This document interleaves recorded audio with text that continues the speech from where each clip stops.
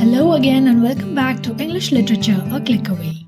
This video covers the first chapter from the textbook Footprints Without Feet by NCERT. The chapter is A Triumph of Surgery by James Herriot, is narrated by the doctor himself, so it's a first-person narration.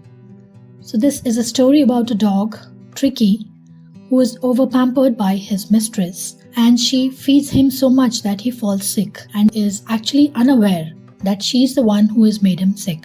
And let's see how the doctor, that is James Herriot, handles the situation and treats the dog. So let's begin with the explanation.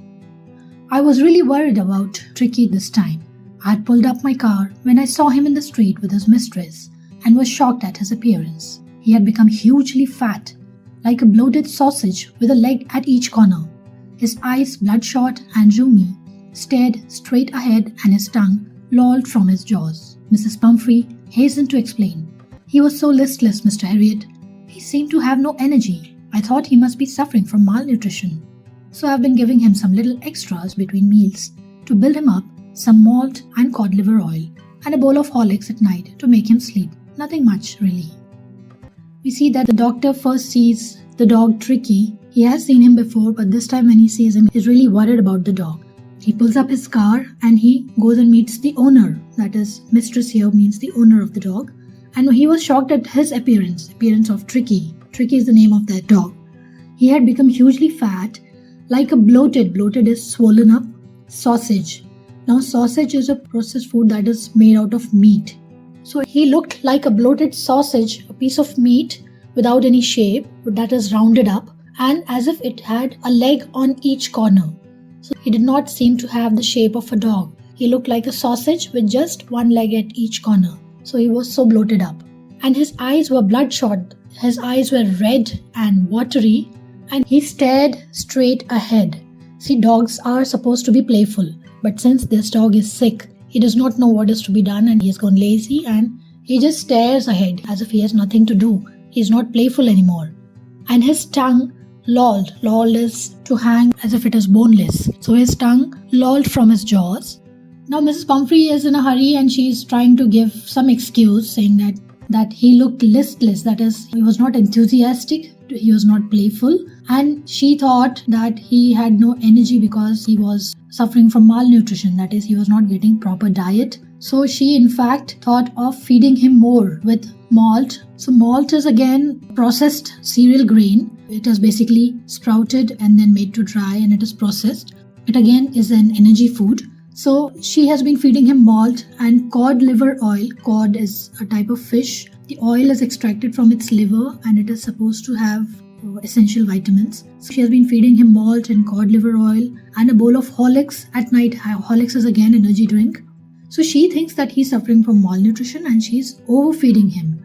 Now Dr. Herriot has a question for her. He says, and you did not cut down on the sweet things as I told you? Oh, I did for a bit, but he seemed to be so weak, I had to relent. He does love cream cakes and chocolates, so I can't bear to refuse him. I looked down again at the little dog. That was the trouble. Tricky's only fault was greed.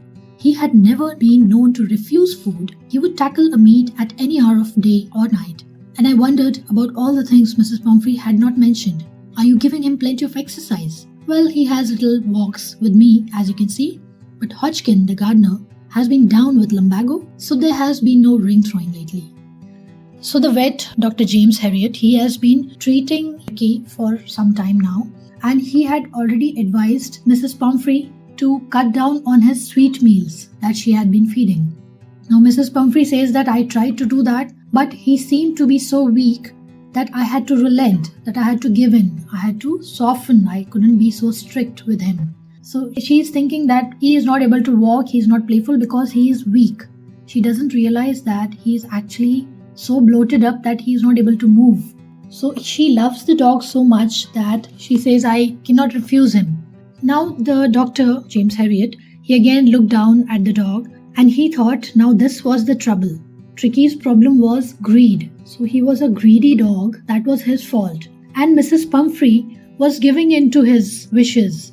She was fulfilling his desires to have chocolates and cream cakes, which was actually not healthy for him. So here James Herriot thinks that this is going to be troublesome. So he knew that Tricky had never been known to refuse food at any time of the day. If he was given food, he could tackle a meal. Tackle is gulp it down, have it hurriedly, or he could have it at any hour of the day or night. And he was also worried that Mrs. Pumphrey was hiding something. She might be feeding him many more things which she had not mentioned. Now he puts up a question and he says that, are you at least giving him some exercise? You're feeding him so much. Is he getting enough exercise? She says he is just getting the walks that you see. I'm taking him around for walks. And Mr. Hodgkin, who is her gardener, maybe she has employed Mr. Hodgkin, the gardener, to take care of his exercise. She says that he has been down with lumbago, that is low back pain. So the ring throwing activity, the play, the exercise that was given to Tricky has not been happening lately. So for past few days that has stopped. So basically Tricky is not getting any active exercise and Mrs. Pumphrey has been overfeeding him. I tried to sound severe. Now I really mean this. If you don't cut his food right down and give him more exercise, he's going to be really ill. You must harden your heart and keep him on a very strict diet. So now the doctor, he knows that there is trouble and he tries to sound severe. That is, he tries to sound serious, that this is a serious matter. He says that I really mean this when I'm saying this, that you have to cut down on his food right away. You have to give him less food and give him more exercise. Otherwise, he's going to be really ill. If you remember, she said that I had to relent, I had to soften, I cannot be strict with Tricky. But now he says that you have to give him exercise and you must harden your heart and keep him on a very strict diet. Now Mrs. Pumphrey wrung her hands. Oh, I will, Mr. Harriet. I'm sure you're right, but it is so difficult, so very difficult. She set off, head down, along the road, as if determined to put the new regime into practice immediately. Now when Dr. Harriet says that you have to cut down on his diet and give him exercise, Mrs. Pumphrey wrung her hands. Wrung is rubbing the wrists of her hand as if she was caught doing something wrong. So she agrees. She says, yes, I will do that, whatever you're saying, I know. But it is very difficult. Now why is it difficult for her? Because she loves Tricky too much to put him on a strict diet and to not give him whatever he likes. So she just says that, okay, I will do it, whatever you're saying. And then she moved on, putting her head down, and as if she was determined, that right away she is going to put Tricky on the diet now. I watched their progress with growing concern. Now, this progress is the way they are moving away. They are walking away from the doctor. So he's watching them. Tricky was tottering along in his little tweed coat. He had a whole wardrobe of these coats for the cold weather and a raincoat for the wet days. He struggled on, drooping in his harness. So now the way Tricky is walking next to Mrs. Pumphrey, he is worried about him. He is concerned because he is not walking like a normal dog. He is tottering. His gait is not proper. He is swaying and he has got an unsteady gait. And he has got a tweed coat on. Tweed is a kind of fabric out of which coats are made, winter coats. So he has got many such coats, wardrobe full of coats for winter days and raincoat for rainy days. He's really pampered by Mrs. Pumphrey that way. But he is not able to walk now. He struggled on, drooping in his harness. Harness is the kind of belt that is put on the dog's body. So the dog, Tricky, he was drooping as if he was being dragged in his harness. So he had grown so fat that the harness couldn't hold him anymore. I thought it wouldn't be long before I heard from Mrs. Pumphrey. The expected call came within a few days. So although Dr. Harriet had given her the advice to cut down on his diet and give him exercise, he knew that there's going to be trouble, that there would be a call. He was expecting a call from Mrs. Pumphrey. And he did get that call that Tricky was not doing well, that he had fallen ill. So the expected call came within a few days. Mrs. Pumphrey was distraught. She was worried. When she was speaking over the phone, she sounded upset. She said that Tricky would not eat anything, refused even his favorite dishes, and besides he had bouts of vomiting. So now Tricky was so unwell that he had completely refused to eat, and along with that he had bouts. Bouts are episodes. He had episodes of vomiting as well now. Not only that, he spent all his time lying on a rug, panting.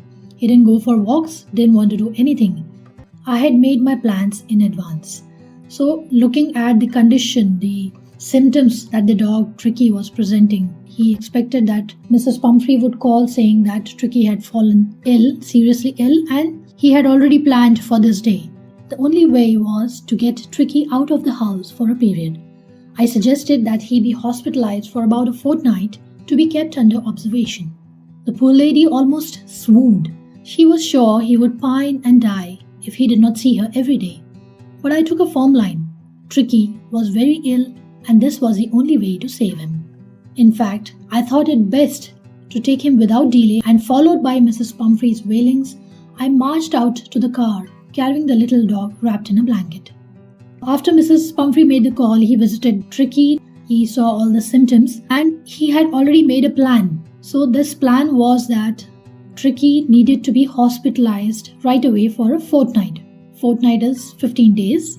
Now, when he mentions Tricky's hospitalization to Mrs. Pumphrey, the poor lady almost swooned. Mrs. Pumphrey almost fainted. And she thinks that the dog would pine. Pine is longing to see someone.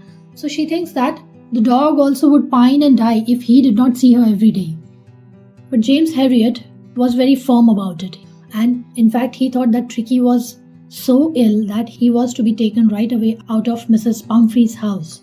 So he took Tricky away without any delay, and when he carried the dog away, Mrs. Pumphrey started crying immediately after that. She wailing is crying in pain, grief. And Dr. Herriot marched out carrying the little dog wrapped in blanket. Now as this happens, Mrs. Pumphrey thinks that the dog would need all those things that he required at house, and all those things are important for his survival. So the entire staff was roused, and maids rushed in and out, bringing his daybed, his nightbed, favorite cushions, toys, and rubber rings, breakfast bowl, lunch bowl, supper bowl. So there's a big list of things that belong to Tricky. So he is such an over-pampered dog. See, it is good to pamper pets, but what Mrs. Pumphrey was doing here was actually making him ill.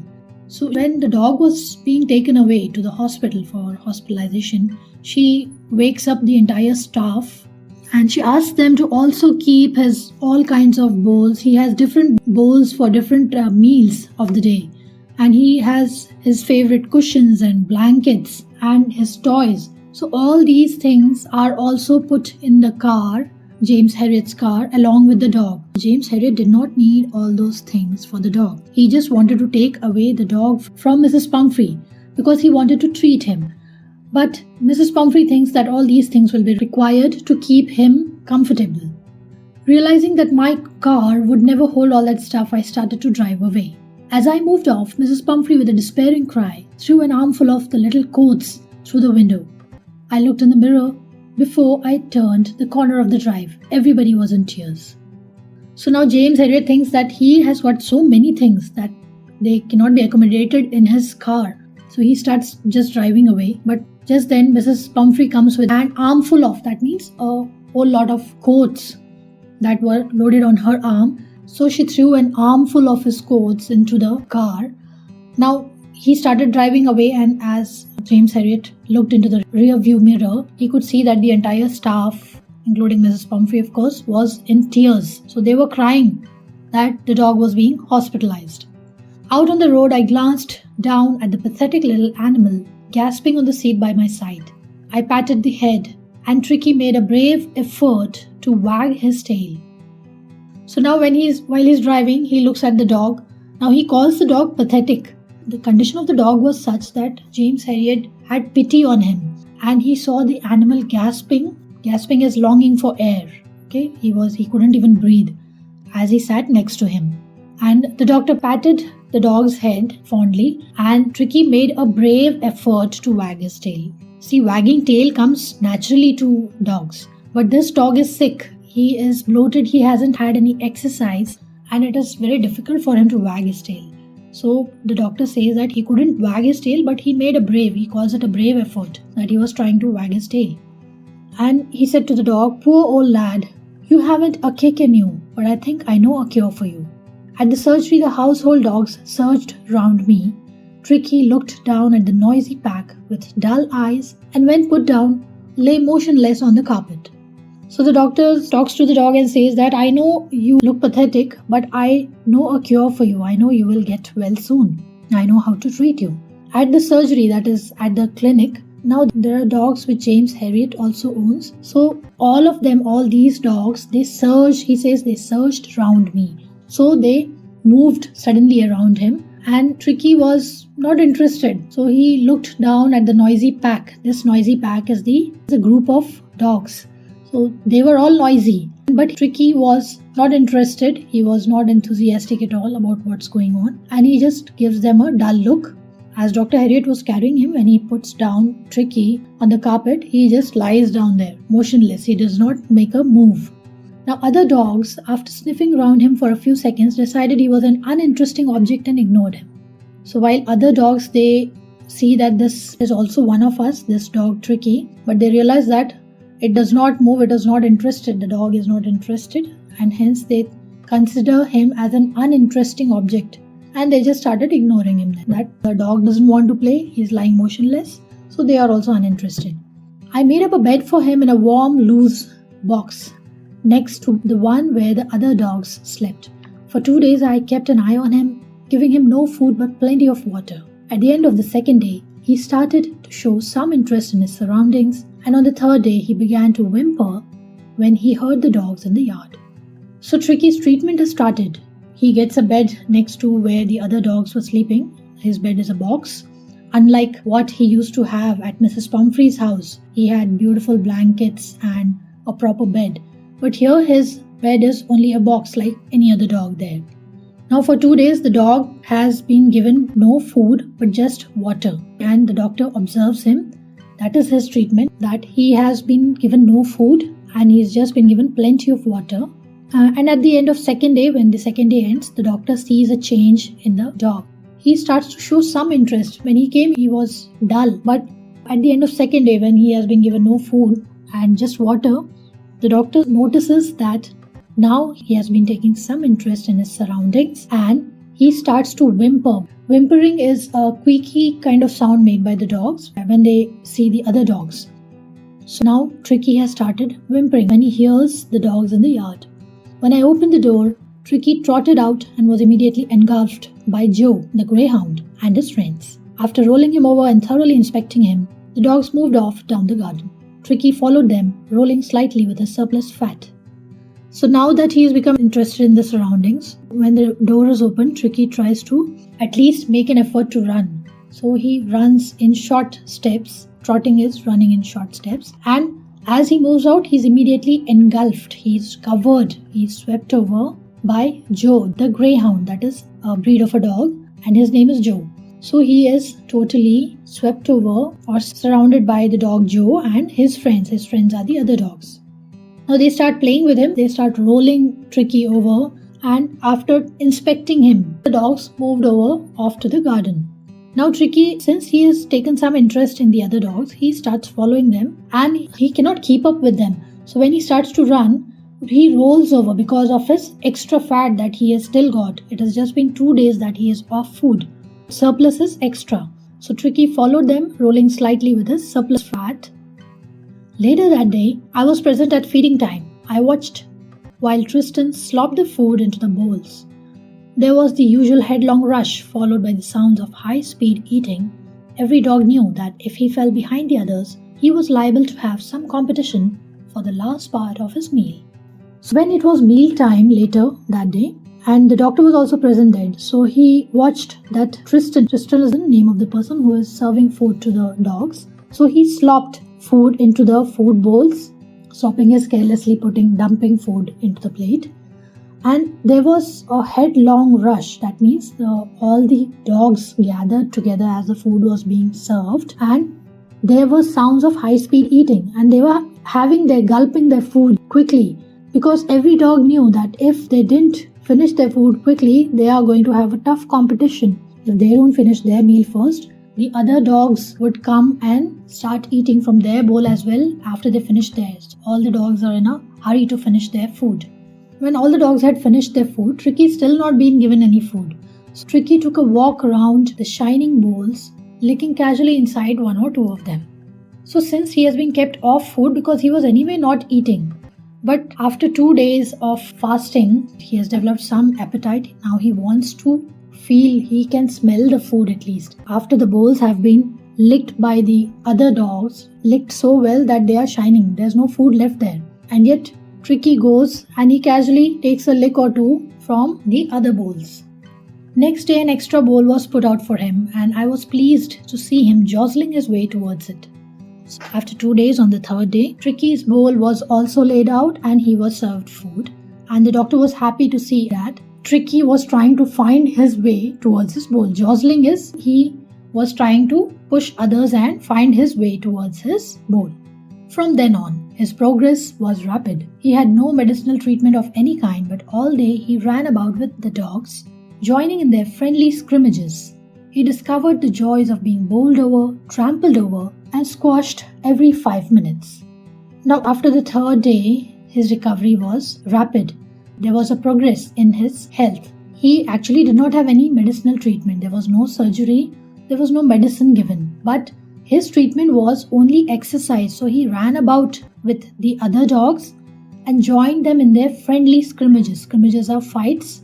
So the dogs used to fight among themselves. So that is their play. Tricky was getting that kind of exercise, which he did not get at Mrs. Pumphrey's. Not only that, Tricky also experienced the joys of being bowled over since he was a little dog and all the other dogs were huge. So he was rolled, he was trampled on, he was stepped on and squashed every few minutes. But he enjoyed that. He enjoyed being with the other dogs. He became an accepted member of the gang, an unlikely silky little object among the shaggy crew, fighting like a tiger for his share at mealtimes and hunting rats in the old hen house at night. So now he has also got into the routine of the other dogs. So he has been accepted as a member of the dog gang that is present at James Herriot's house. But unlike the other dogs, which are hairy, Tricky is a shiny, silky little object because he has got fur that is very shiny and clean and silky. He's taken care of by Mrs. Pumphrey very well. She over-pampers him. So he is an unlikely member of the gang. The other dogs are not as clean and as shiny as him. But still, he is a member of that gang. And he fights like a tiger for his share at the meal times. And at night, he goes on a hunt with the others, hunting the rats in the old pen house. Now, meanwhile, what has Mrs. Pumphrey been doing? So she was anxious, she was worried. So she rang 12 times a day for the latest bulletins. Bulletin is the news. She at least called 12 times a day to the clinic trying to get the update about Tricky's health. I dodged the questions about whether his cushions were being turned regularly or his correct coat worn according to the weather. But I was able to tell her that the little fellow was out of danger and convalescing rapidly. So not only did she call to get update, but she also passed on instructions and wanted to know whether the dog was being covered in the proper coat as per the weather, or were his cushions being turned regularly. Now she doesn't know that he is not getting any of those comforts here. He is being treated in a different way. But the doctor tried to dodge to skip, to avoid answering those questions.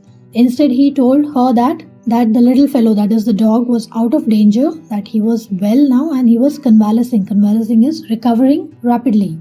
The word convalescing seemed to do something to Mrs. Pumphrey. She started to bring round fresh eggs, 2 dozens at a time, to build up Tricky's strength. For a happy period, my partners and I had 2 eggs each for breakfast. But when the bottles of wine began to arrive, the real possibilities of the situation began to dawn on the household. It was to enrich Tricky's blood. Lunch became a ceremonial occasion with glasses of wine before and several during the meal. So when he says that the dog is convalescing, Mrs. Pumphrey thinks that he needs a good diet to recover from his illness. So she starts coming to the surgery, the clinic, with 2 dozens of eggs every time to build up Tricky's strength. The dog did not require so much. There was no need for him to have so many eggs. But the doctor did not want to hurt Mrs. Pumphrey's sentiments. So those eggs were actually eaten by the doctor and his team. So they had 2 eggs each during breakfast. But Mrs. Pumphrey did not stop at the eggs. She started bringing bottles of wine. She thought that it is to enrich Tricky's blood. But the wine was also finally consumed by doctor and his team. So they had eggs for breakfast, and their lunch became a ceremonial occasion. Ceremonial is celebratory occasion with 2 glasses of wine before and even during the meal. I could hardly believe it when the brandy came to put a final edge on Tricky's constitution. For a few nights, the fine spirit was rolled around, inhaled, and reverently drunk. So she started bringing eggs, she started bringing wine next, and finally she even brought brandy. So she thought that this would help in Tricky's constitution. Constitution is body makeup. So that was the final edge, that was the final move that she made, and that was also consumed by the doctor and his team like the other items that were brought for Tricky. So for a few nights this continued, and the fine spirit is the brandy here. So the exquisite alcohol, it was rolled around, inhaled, and reverently drunk. So now this sentence describes the way alcohol is consumed. Actually, he says that the exquisite alcohol was rolled over in a glass, it was inhaled, and it was respectfully drunk.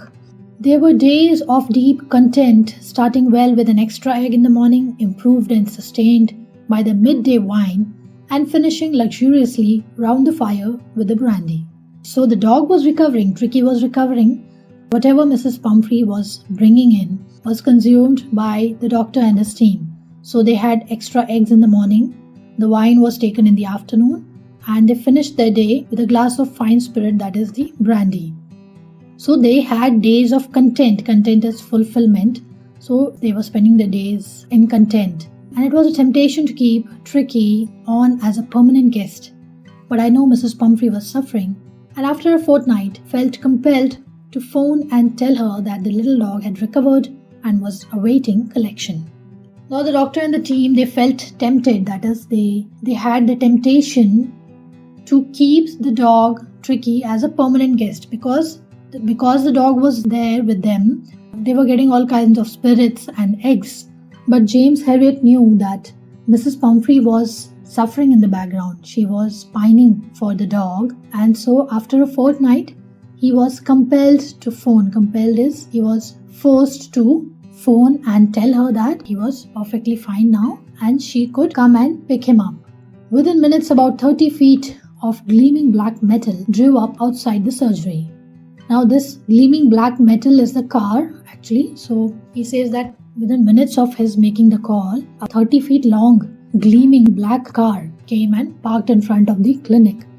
The chauffeur opened the door, and I could just make out the figure of Mrs. Pumphrey almost lost in the interior. Her hands were tightly clasped in front of her. Her lips trembled. "Oh, Mr. Herriot, do tell me the truth. Is he really better?" "Yes, he's fine. There's no need for you to get out of the car. I'll go and fetch him." So Mrs. Pumphrey had come and she was still worried. So she just puts her hands together and she asked Mr. Herriot whether the dog was really well.